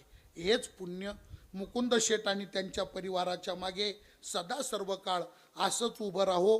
आणि वर्षानुवर्ष या परिवाराची चाललेली सेवा भगवंताच्या आणि नामदेवरायाच्या कृपेनं अशीच पुढे घडत राहो, अशा प्रकारची सद्भावना या निमित्ताने मी व्यक्त करतो. आपल्या पंचक्रोशीतील वारकरी संप्रदायात सेवा कार्य करणारी ही सगळी दिग्गज मंडळी, आदरणीय आमच्या हरिभक्तीपरायण नागू नाना, आदरणीय हरिभक्तीपरायण वैभव महाराज, आदरणीय हरिभक्तीपरायण आपले राहुलजी महाराज, आदरणीय हरिभक्तीपरायण सागर महाराज, हे की नाही, ही सगळी मंडळी, मृदुंगाचार्य आमचे हरिभक्तीपरायण आदरणीय हरिभक्तीपरायण निलेश महाराज, चिरंजीव आमचे कृष्णा महाराज, आमचे खेडल्या झुंग्याचे आपले गिरीबाबा रामेश्वर महाराज, इतर आपली वडांगळीची सगळी टाळकरी भजनी मंडळी, त्याचबरोबर आदरणीय श्री हरिभक्तीपरायण गणपत बाबा कोकाटे, ही सगळी मंडळी सांप्रदायिक मंडळी यांनी सर्वांनी मुकुंद शेठने हाक मारल्याबरोबर ओ देऊन या ठिकाणी उपस्थित राहून सगळ्या प्रकारचं सेवादान केलेलं आहे. आणि अशा माध्यमातून हा कार्यक्रम झालेला आहे. प्रवीण शेठ आलेले, प्रवीण शेठ पर नाशिकला होते आहे की नाही, परवाच कीर्तन केलं आपण, दशमीला, काल एकादशी होती. परवा आम्ही तिथं श्री गुरु पूज्य बंडा तात्या कराडकर यांचं तपोवनामध्ये अधिक मासाचं जे ज्ञान सत्र चाललंय, प्रवीण शेठ तर तिथं सगळं मॅनेजमेंट व्यवस्थापन सगळं प्रवीण शेठकडं आहे. ते तिथं होतेच परवा कीर्तनामध्ये आहे की नाही. आणि आता तसं एकेकाचं नाव सांगणं अवघड आहे बरं का, पण मला एक भाव असा व्यक्त करायचा आहे. हे रमेश भाऊ झालं, प्रवीण शेठ झालं, पुढे सुजय दादा बसलेले आहेत आहे की नाही. या मंडळींनी आणि बरीच मंडळी आता बाकीच्यांचे नावं मला माहितीमुळं सांगणं अशक्य आहे. पण या सगळ्या मंडळींनी काल वावीला रौप्य महोत्सवी वैकुंठवासी गुरुवर्य रामगिरी महाराज वावीकर यांच्या पुण्यतिथीचा जो रौप्य महोत्सव झाला, श्री गुरु चंद्रशेखर महाराज देगलूरकर 8 दिवस तिथं थांबले आणि मोठमोठे सर्व संप्रदायातले तात्यांच्या सहित सगळी आध्वर्यू मंडळी त्या ठिकाणी येऊन ज्ञानदान केलं. तो जो कार्यक्रम आपल्या पंचक्रोशीमध्ये घडला त्याच्यात वडांगळीच्या सगळ्या या धुरीण मंडळींनी फार मोलाचं सहकार्य केलेलं आहे, भरीव सहकार्य केलेलं आहे. का ज्याची वाच्यता करता सुजय दादानी जे सुदेश दादा खुळे यांनी जे काही म्हणजे सहकार्य केलं ते सहकार्य शब्दांनी सांगणं शक्य नाही, असं शब्दांच्या पलीकडचं सहकार्य सुदेश दादांनी केलेलं सहकार्य खूप म्हणजे मला सुद्धा कधी कधी आश्चर्य वाटतं वा का एवढं मोठं पाठबळ या माणसांनी आपल्याला दिलं. आपण कोण लागतो यांचे, आपण काय दिलंय कोणत्या जन्मात यांना, तरी सुद्धा ही मंडळी पहाडासारखी पाठीमागं कार्यपूर्ती करता उभी राहते. या सर्व मंडळीचे मी अंतःकरणपूर्वक या ठिकाणी आभार ऋणनिर्देश व्यक्त करतो.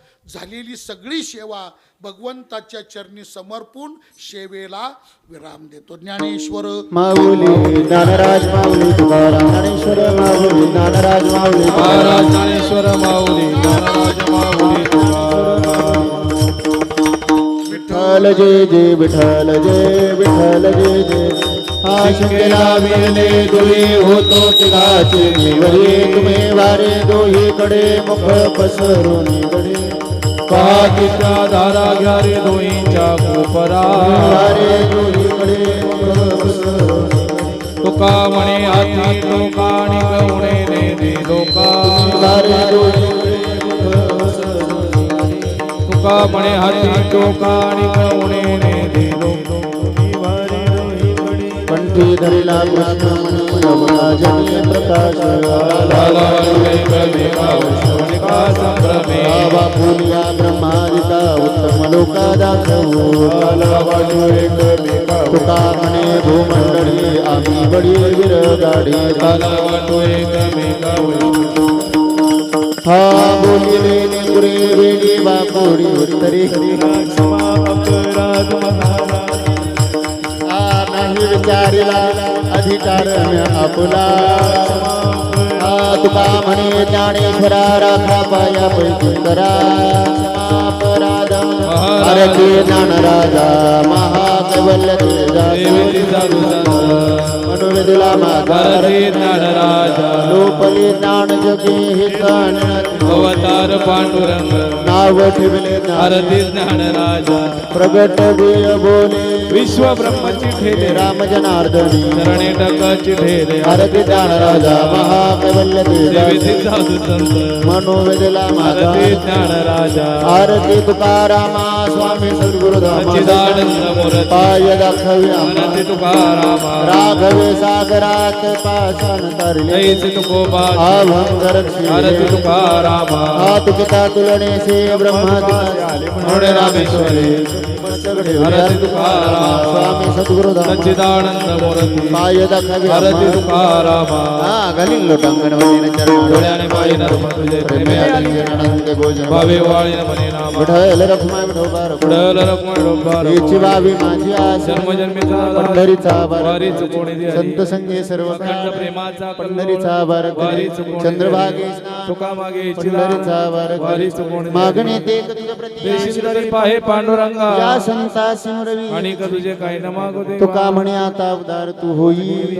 या संता सिमरवी हिची आणि मजली का तुझे काय ज्ञानदेव तुकाराम ज्ञानदेव तुकाराम ज्ञानदेव तुकाराम तुकाराम